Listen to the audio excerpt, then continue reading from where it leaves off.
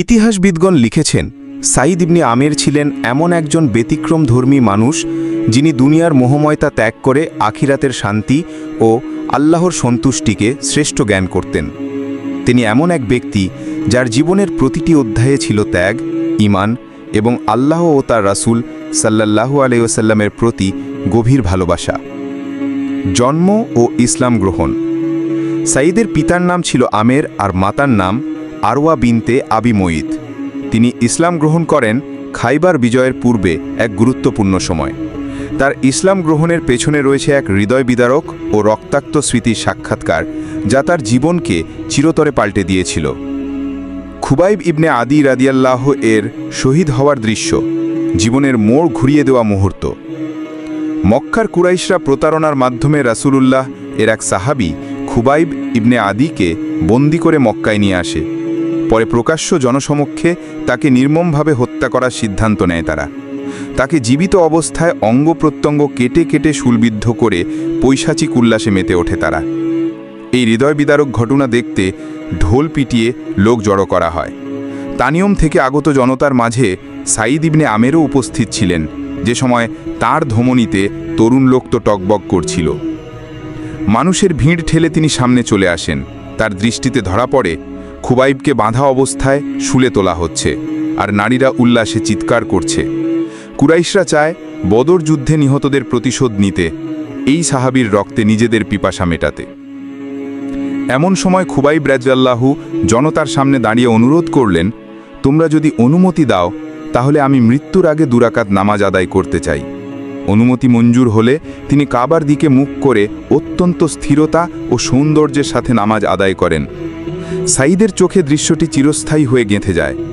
নামাজ শেষ করে খুবাইব বলেন, আল্লাহর কসম, তোমরা যদি না ভাবতে মৃত্যু ভয়ে নামাজ দীর্ঘ করেছি তাহলে আরও দীর্ঘ করতাম। এরপর তাকে বলা হয়, তুমি কি চাও না তোমার স্থানে মুহাম্মদকে নিয়ে আসা হোক আর তুমি মুক্ত পাও?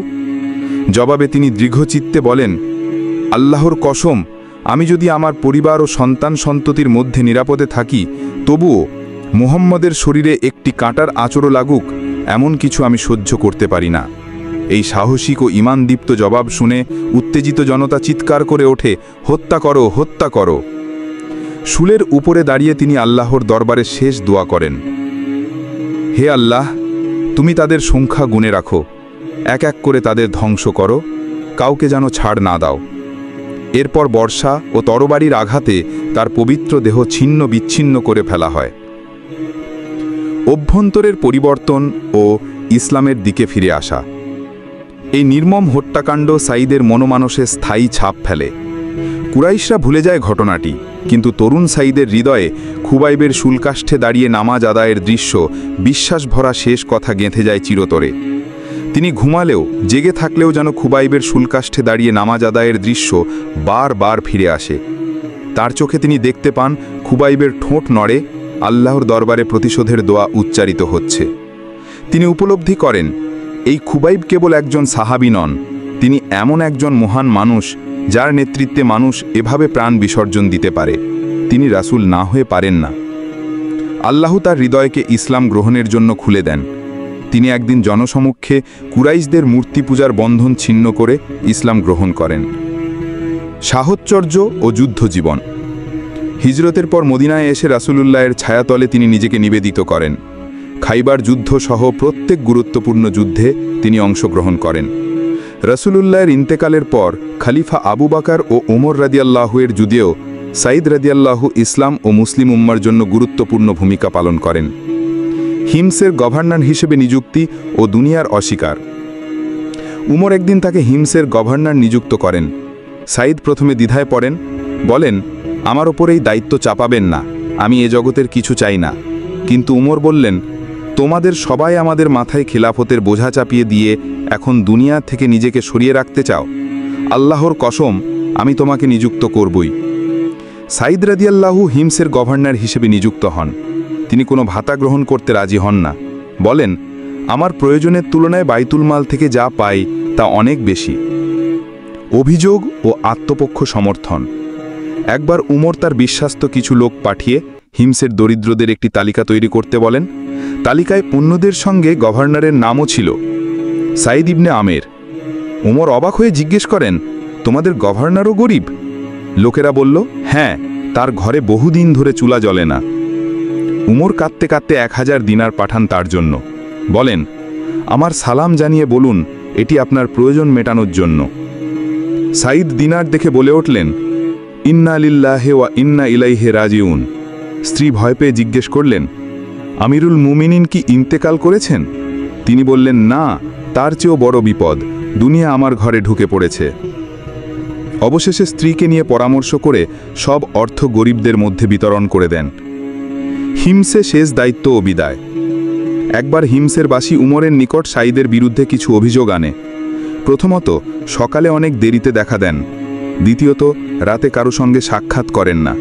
তৃতীয়ত, মাসে একদিন কারো সঙ্গে সাক্ষাৎ করেন না।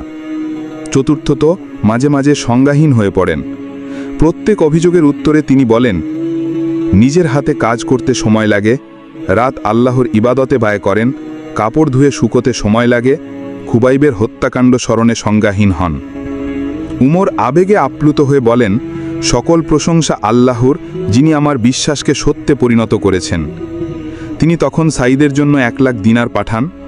তার স্ত্রী বলেন, সকল প্রশংসা আল্লাহর, যিনি আমাদের কষ্ট দূর করলেন। কিন্তু সাঈদ বলেন, তুমি কি এর চেয়ে উত্তম কিছু চাইবে না? তিনি বললেন, তা কি? সাঈদ বলেন, চলো এই টাকা আল্লাহর পথে দান করি, আমরা তো তার উত্তম বিনিময়ের আশায় রয়েছি। এইভাবেই তিনি থলি করে দিনারগুলো পরিবারের সদস্যদের দিয়ে গরিব এতিম বিধবাদের মাঝে বিলি করে দেন। শেষ পরিণতি। শেষ জীবনে খলিফা উমর তাকে মদিনায় ডেকে পাঠান। তিনি আসেন হাতে একটি লাঠি আর একটি পেয়ালা নিয়ে। উমর জিজ্ঞেস করেন, তোমার সব মাল এতটুকু? তিনি বলেন, এর বেশি কি প্রয়োজন? পেয়ালায় খাই, লাঠিতে মাল ঝোলাই। ইবন সাদের মতে হিজরি 20 সনে হিমসে তিনি ইন্তেকাল করেন। আবু উবাইদার মতে মৃত্যুবরণ করেন হিজরি 21 সনে। উপসংহার। সাঈদ ইবনে আমের রাহিমাউল্লাহু ছিলেন এক জীবন্ত লিঙ্গদান, যিনি নিজের প্রয়োজনের উপর অন্যের প্রয়োজনকে প্রাধান্য দিয়েছেন, যিনি দুনিয়া ছেড়ে আখিরাতের পথে ছুটেছেন। তার জীবনের প্রতিটি অধ্যায় মুসলমানদের জন্য এক উজ্জ্বল পথনির্দেশ।